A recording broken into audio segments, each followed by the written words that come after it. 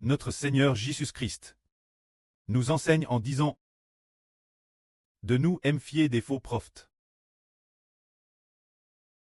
Car ils viennent nous vêtus de peau de brebis. Mais au-dedans ce sont des loups ravisseurs. C'est leurs fruits que vous les reconnaîtrez. C'est notre Seigneur qui nous enseigne de nous méfier des faux prophètes. Alors, c'est leurs fruits que vous les reconnaîtrez. Les fruits sont les actions de l'homme. Or, nous ne savons pas si cette personne est un faux prophète ou un vrai prophète.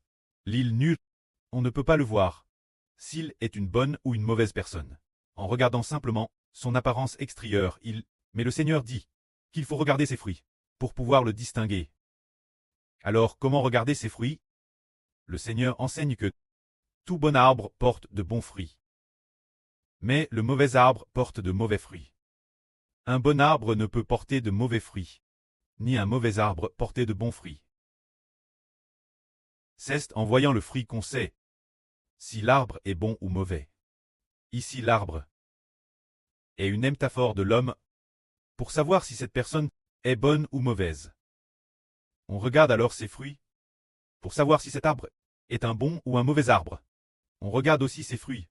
Par exemple, nous voyons cet arbre porter des pommes abondantes, des pommes douces.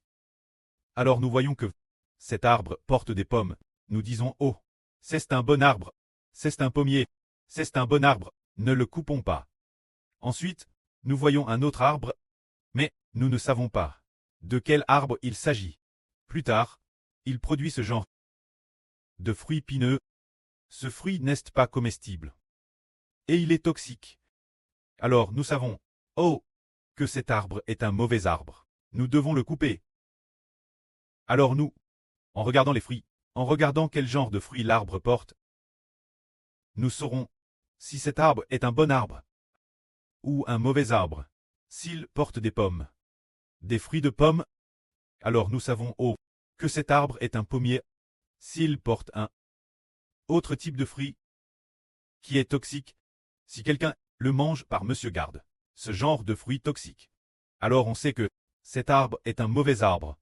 De la même manière, nous regardons si cette personne est bonne ou mauvaise. Nous ne pouvons pas juger sur son apparence physique. Nous devons regarder ses actions. Si ses actions montrent beaucoup d'amour, de la compassion, et s'il parle avec GRS, alors on dit « Oh, les fruits de cette personne sont bons. Ses paroles sont pleines de grâce. Les choses qu'il fait sont justes. Alors cette personne est bonne. » Pourquoi est-ce une bonne personne? Les bonnes actions viennent de l'esprit en lui. C'est le bon esprit qui fait la bonne personne.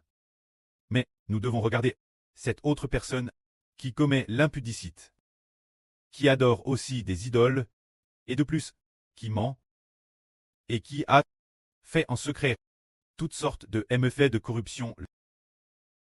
Alors nous voyons que son comportement est ainsi.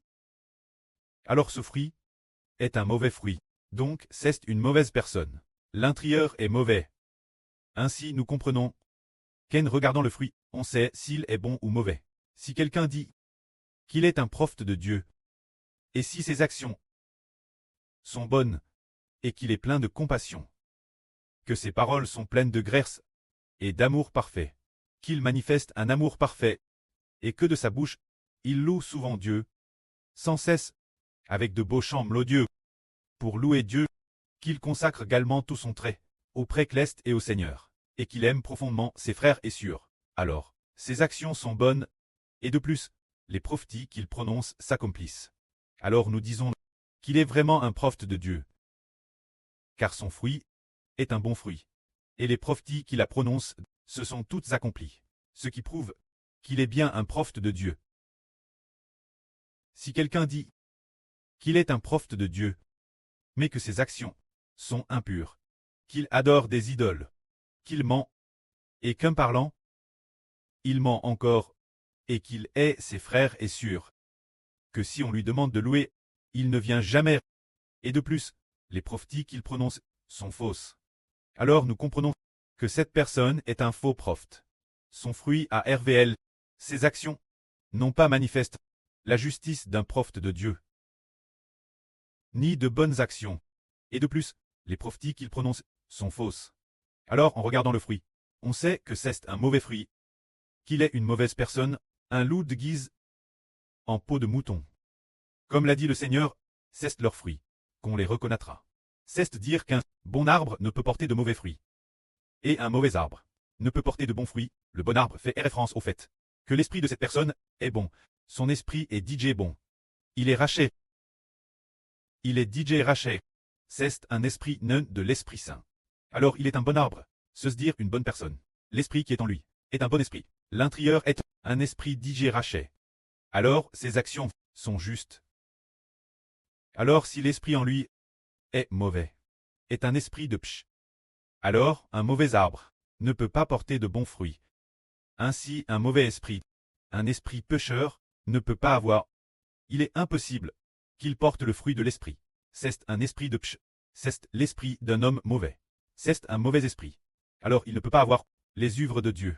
Ainsi, nous pouvons ainsi distinguer si cette personne est bonne ou mauvaise. Et le Seigneur Christ a aussi enseigné quel genre de personne est celle qui obéit aux enseignements du précleste. Car le Seigneur a dit, seul celui qui obéit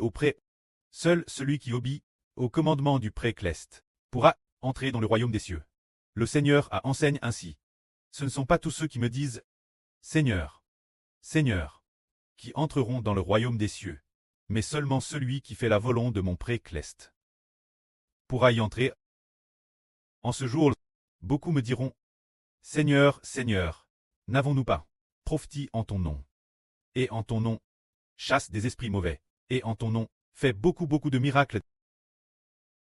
Alors, je leur déclarerai ouvertement, je ne vous ai jamais connu, retirez-vous de moi, vous qui ne respectez pas la loi de Dieu. Alors pourquoi le Seigneur dit-il, je ne vous ai jamais connu, alors qu'ils disent, Seigneur, Seigneur, nous avons tous en ton nom fait beaucoup de miracles, prophéties, chasse des esprits mauvais. Mais le Seigneur dit, je ne vous ai jamais connu. Qui sont ceux que le Seigneur connaît? Le Seigneur connaît les brebis du Seigneur. Les brebis du Seigneur écoutent toute la voix du Seigneur. Ensuite, ceux qui sont NS de l'Esprit sont les brebis du Seigneur. Sont les brebis du Seigneur. Et ceux qui disent, Seigneur, Seigneur, nous avons en ton nom fait ceci, et en ton nom fait cela.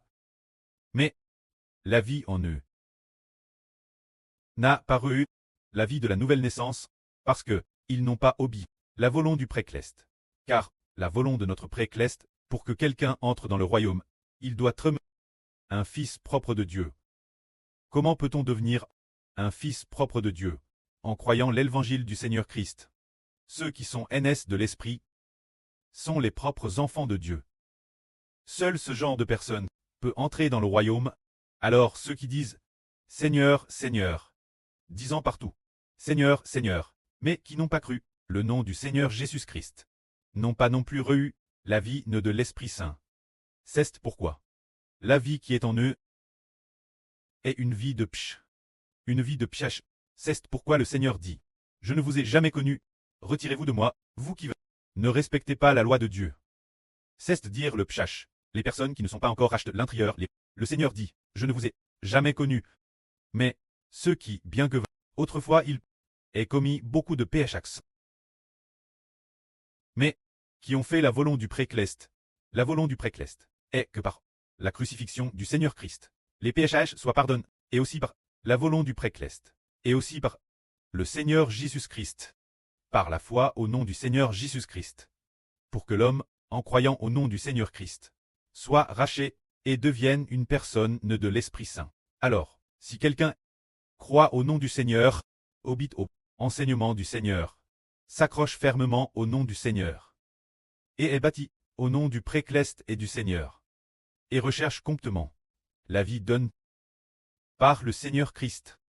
Alors une telle personne est connue du Seigneur. Le Seigneur dira, tu es quelqu'un que je connais, tu es DJ, N de l'Esprit Saint. Tu vas entrer dans le royaume des cieux. Alors une telle personne est bénie. Dans l'Apocalypse 2, il y a 2 livres. Hier, le frère Heber a appris la signification de ces 2 livres dans l'Apocalypse. Parmi eux, L'un des livres appelle le livre des œuvres a dit été ouvert. Il est dit que les livres ont été ouverts. L'autre livre et appelle le livre de vie. Ces deux livres ont des significations différentes. Parmi eux, un livre dit que les livres, éternel Dieu, notre précleste, est assis sur le trône de gloire. Sur le grand trône blanc, tous les hommes, tous les morts, se tiennent devant Dieu. Que signifie les morts ici? Les morts ici font référence aux personnes non rachetées. Appelez les morts. C'est de dire que l'ouverture des livres concerne ces morts. Ce qu'ils ont fait, les mauvaises actions qu'ils ont commises, sont enregistrées dans ce livre. C'est de dire qu'il enregistre les mauvaises actions commises par les hommes. C'est ce qu'on appelle l'ouverture des livres. Il y en a deux. L'un enregistre les PHS des hommes et l'autre est le livre de vie.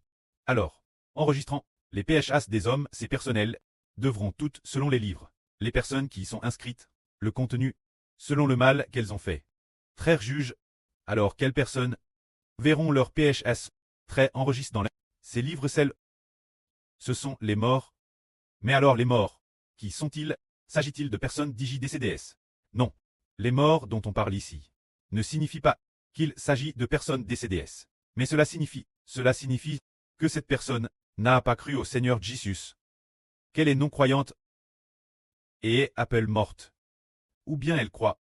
Mais ceux qui n'ont pas encore la vie du Seigneur Christ sont aussi appelés morts. Les morts, ce sont ceux qui n'ont pas eu la naissance par le Saint-Esprit. Ceux qui n'ont pas eu la naissance par le Saint-Esprit sont tous appelés morts. Alors qu'autrefois, nous étions des morts, maintenant nous sommes des vivants. Ces morts, ce sont ceux qui ne croient pas au Seigneur, qui ne veulent pas accepter le salut, et qui n'ont pas encore eu en eux la vie du Saint-Esprit. Ils doivent tous très appelés morts. Quant aux non-croyants, leurs actions, leurs PHS, sont enregistrés dans les livres. Quand les livres s'ouvrent, c'est pour que leurs PHS soient tous consignés, déploys, expo en détail. Autrefois, quelles actions pécheresses tu as commises? C'est dévoile, c'est vu, bien. Selon ce que tu as fait autrefois, les PHS que tu as commis, tu seras jugue et jet dans le tang de feu et de soufre. Alors, un autre livre appelle le livre de vie. Le livre de vie dit, oh, celui-ci est un vivant, les vivants dignes. Ceux qui ont la vie, parce que, il a dit j'ai cru en Jésus-Christ, et a reçu le Saint-Esprit de la régénération. Ainsi, il a la vie éternelle. Bien. Dans le livre de vie, son nom est inscrit, il obtient la vie éternelle. Ce qu'il a fait autrefois. Ces PHS, ce livre ne les mentionne pas. Car le Seigneur Christ, après avoir été crucifié, il a cru au Seigneur. Après avoir cru l'évangile du Seigneur Christ, les PHS qu'il a commis n'ont pas enregistré, ou bien ils l'ont été, mais ils ont dit été. Clou la croix et détruit. Son dossier a été classé. Ces diverses affaires de crimes ont annulé. Son dossier a été détruit, non enregistré, déchiré et non consigne. Parce que, il a dit j'ai cru au Seigneur, ce qu'il a fait et pardonne. C'est bien cela. Le contenu du registre. Alors, voyons voir. La volonté de Dieu est que l'homme croit en Jésus-Christ, afin que ses PHS commis soient effacés et ne soient plus enregistrés, et de plus, qu'il soit pardonne, ceux d'autrefois le auparavant. Les accusations inscrites dans le registre soient clouées sur la croix et rejettent, détruites, et aussi, la volonté du prêt est que, par la foi en le Seigneur Jésus, outre le pardon des PHS, de plus, on obtienne aussi par la foi en le Seigneur Jésus son propre salut. Non seulement le pardon des PHS, mais aussi le salut, très sauve, signifie que nous recevons la vie de la nouvelle naissance quand ceux qui croient en Jésus-Christ.